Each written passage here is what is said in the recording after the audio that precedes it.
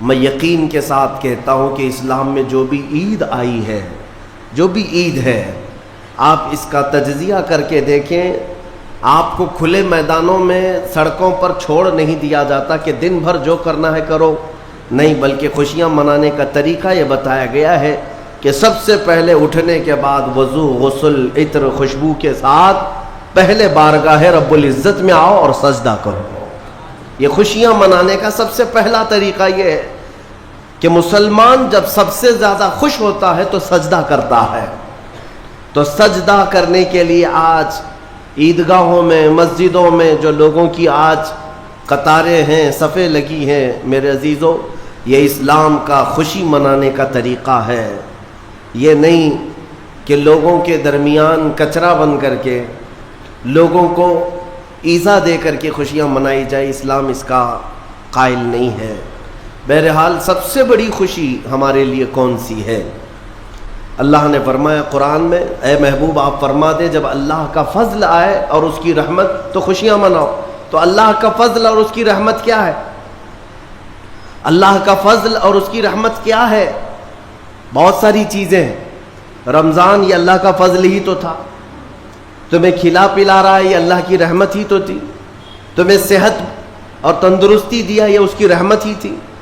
تو یہ فضل اور یہ رحمت ہے، لیکن سب سے بڑی رحمت جب تمہارے پاس آئے تو خوشیاں مناؤ۔ قرآن کہتا ہے سب سے بڑی رحمت کیا ہے؟ وَمَا أَرْسَلْنَاكَ إِلَّا رَحْمَةً لِّلْعَالَمِينَ، محبوب ہم نے آپ کو سارے جہانوں کی رحمت بنا کر بھیجا ہے۔ پتہ یہ چلا کہ کائنات کی سب سے بڑی رحمت مصطفیٰ کریم کی ذات پاک ہے، اور جب وہ آئیں تو سب سے بڑی خوشی کا دن ہوتا ہے۔ اسی لیے کہا ہے کہ دونوں عیدوں سے افضل ہے عید میلاد رسول، چاہے عید الفطر ہو یا بقرعید ہو، عید الاضحیٰ ہو، یہ دونوں عیدوں سے افضل ہے عید میلاد رسول۔ اس کی وجہ یہ ہے کہ ہمیں نہ عید الفطر معلوم ہوتی، نہ عید الاضحیٰ معلوم ہوتی، یہ سب معلوم ہوئی ہیں اگر تو آمنہ کے لال کے صدقے میں معلوم۔ ہاں، ہمیں رمضان پتہ چلا ہے، عید پتہ چلی ہے، تو کس کی بدولت؟ اگر مصطفیٰ کریم صلی اللہ علیہ وسلم نہ آتے، نہ بتاتے، تو کون سے رمضان کا تصور تھا، کون سی عید پتہ چلتی؟ اسی لیے حاصل کلام تو یہ ہے میرے عزیزو، وہ جو نہ تھے تو کچھ نہ تھا، وہ جو نہ ہو تو کچھ نہ ہو، جان ہے وہ جہان کی اور جان ہے تو جہان ہے۔ آج عید اگر منانا بھی ہے تو میں یہ ضرور کہوں گا کہ آج عید پڑھنے کے بعد، نماز پڑھنے کے بعد سب سے پہلا کام جو آپ کرتے ہیں وہ کیا ہے؟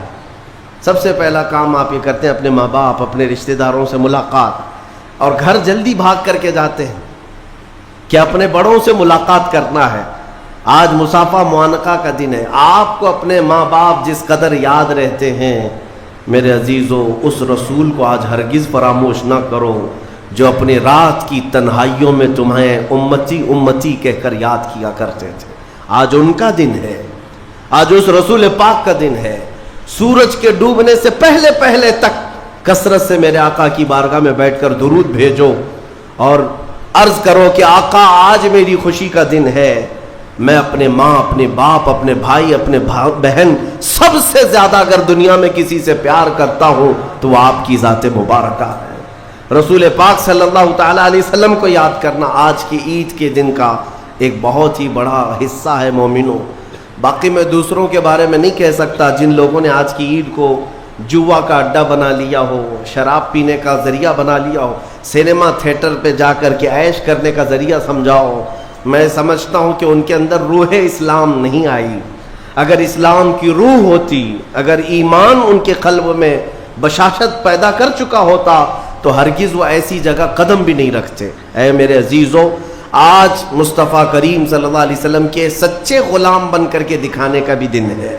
آج دنیا تمہیں دیکھ رہی ہے، آج پوری دنیا دیکھ بھی رہی ہے اور ڈر بھی رہی ہے کہ یہ باہر نکلے ہیں آج کیا ہونے والا ہے۔ میرے عزیزو، تمہارے پاس سب سے بہترین میسج دینے کا وقت یہ ہے کہ رسول کریم صلی اللہ تعالیٰ علیہ وسلم کے غلام ان کی سنتوں میں ملبوس اپنے گھروں سے آج نکلے ہیں اور پوری دنیا میں حضور کی سنتیں عام کر کے رہیں گے اور حضور پاک صلی اللہ علیہ وسلم کے اخلاق کو پھیلا کر رہیں گے۔ آج تمہارے ذریعے سے حضور اکرم صلی اللہ علیہ وسلم کے اخلاق عام ہونی چاہیے۔ نان مسلم ہو غیر مسلم ہو کوئی بھی، اگر اس کے ساتھ تمہارے مدد کا جذبہ آیا، کم سے کم اس کے دل میں یہ خیال تو آئے گا کہ یہ نوجوان کیوں میرے ساتھ اچھائی کر رہا ہے، اس وقت تم یہ بتا سکتے ہو یہ میرا اپنا عمل نہیں، یہ میرے آقا کا عمل ہے۔ نبی پاک صلی اللہ تعالیٰ علیہ وسلم آج کے دن غریبوں کو نہیں بھولتے، یتیموں کو فراموش نہیں کرتے۔ حضور پاک صلی اللہ تعالیٰ علیہ وسلم آج ان یتیموں بیواؤں سب کے گھروں کا خیال تک رکھتے تھے۔ عزیزان گرامی وقار، آج عید کے ان لمحات میں یقیناً رمضان المبارک گزر جانے کے بعد خوشیوں کا دن ضرور ہوتا ہے، لیکن ساتھ ہی آج ہمیں قلق بھی ہے، غم بھی ہے ہمارے ان بھائیوں کا جو آج عید منانے کے لیے یا تو ہمارے ساتھ نہیں ہیں، ناحق جیلوں میں بند ہیں، کچھ بے قصور قیدی ہیں، اور بہت سارے وہ لوگ ہیں جن کے ہاں اسباب کی کمی ہے اور کوئی عید نہیں ہے ان کے ہاں۔ وہ فلسطین کا علاقہ ہو کہ شام ہو کہ یمن ہو کہ عراق ہو، ان کے ہاں کوئی عید نہیں، وہ کھلے میدانوں میں آج بھی ایک ایک روٹی اور بوٹی کے لیے ترس رہے ہوں گے۔ آج اس درد کے ساتھ ہم عید کے لیے حاضر ہیں اور بارگاہ مولا میں یہ عرض ضرور کریں گے کہ مولا، جہاں تو ہمیں نرم لقمے کھلا رہا ہے، حضور کی اس غریب امت پر بھی رحم فرما دے۔ ایک میرا ہی رحمت میں دعویٰ نہیں، شاہ کی ساری امت پہ لاکھوں سلام۔ آج عید کے دن جو کام کرنے کے ہیں، میرے مصطفیٰ کریم صلی اللہ علیہ وسلم کو راضی کرنے کا دن ہے۔ آج کے دن حضور فرماتے ہیں اللہ تعالیٰ کو سب سے زیادہ پسندیدہ جو عمل ہے، سب سے زیادہ پسندیدہ وہ دو ہے، دو عمل اللہ کو بہت پسند ہے آج کے دن۔ فرمایا میرے آقا صلی اللہ علیہ وسلم وہ دو عمل کیا ہے؟ حضور فرماتے ہیں پہلی چیز یہ ہے کہ اللہ رب العزت کی بڑائی بیان کرنا۔ اللہ اکبر اللہ اکبر اللہ اکبر، لا الہ الا اللہ اللہ اکبر اللہ اکبر وللہ الحمد۔ یہ اللہ رب العزت کی بڑائی، تکبیر، اللہ سب سے بڑا ہے، یہ تکبیر بیان کرنا پہلا عمل اللہ کو سب سے زیادہ پسند ہے۔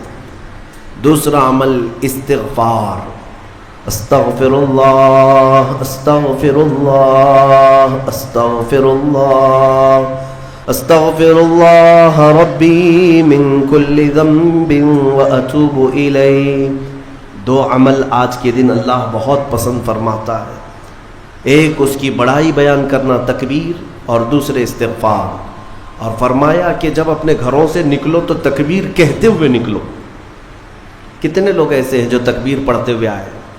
بہت کم لوگ ہیں، سب اپنے اپنے دھن میں چلے جا رہے ہیں۔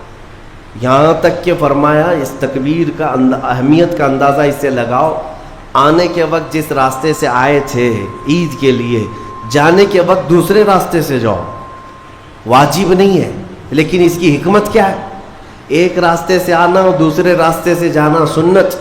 فرمایا گیا کہ جب تم ایک راستے سے تکبیر پڑھتے ہوئے آتے ہو تو اس راستے پر موجود جتنے مکان، پتھر، درخت ہیں وہ سب تمہاری تکبیر کی گواہی دیں گے۔ قیامت کے دن تمہاری تکبیر کی وہ گواہی دیں گے کہ مولا یہ ہمارے سامنے سے تیری بڑائی کرتا ہوا گزرا ہے۔ تو ہو سکے دوسرے راستے پر بھی گزرو تاکہ زیادہ سے زیادہ ان تمام چیزوں کو اپنی تکبیر کا گواہ بنایا جا سکے۔